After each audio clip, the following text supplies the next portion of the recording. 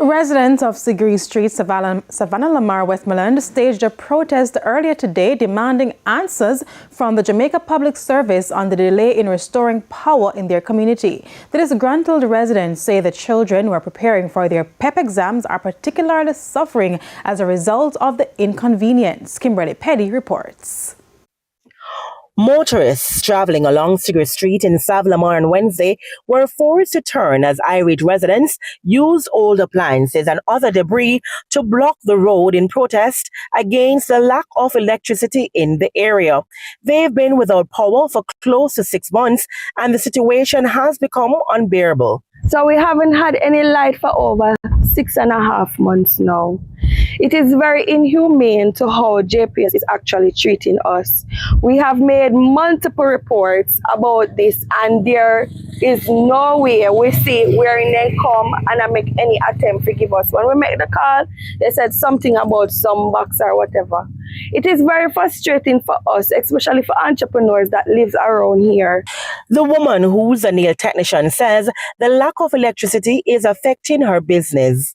We have to go out and we have to be renting other places when we had already built our houses to accommodate our business.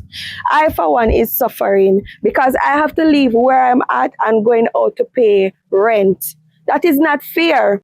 We are all paying our bill around here. Nobody around here now fling up or whatever. Everybody around here is paid in JPS bill. I don't get it. It's like we lost half of the map. Since the passing of the hurricane, we haven't had no light. I mean, it's, you know, the mosquitoes, everything that associated with not having light, the heat and all that. It's, you know, it's more than frustrating right now. It is very dark on the road coming home.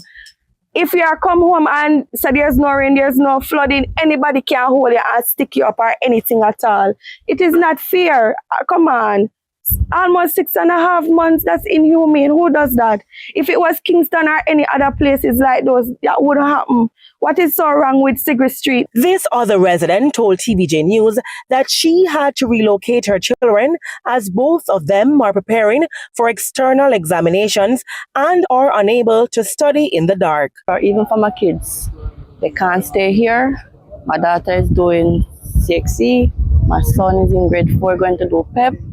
He can't study nothing here because we don't have any current and he can't see with just the flashlight only. Meanwhile, when contacted, Director of Corporate Communications at JPS, Winsome Callum, told our news team that Segree Street is one of the communities targeted for completion by the end of this month. Ms. Callum notes that work in the area has been delayed due to a number of factors, some of which are unique to the community. She says the company will continue to engage with residents as restoration work continues. Kimberly Petty for TVJ News.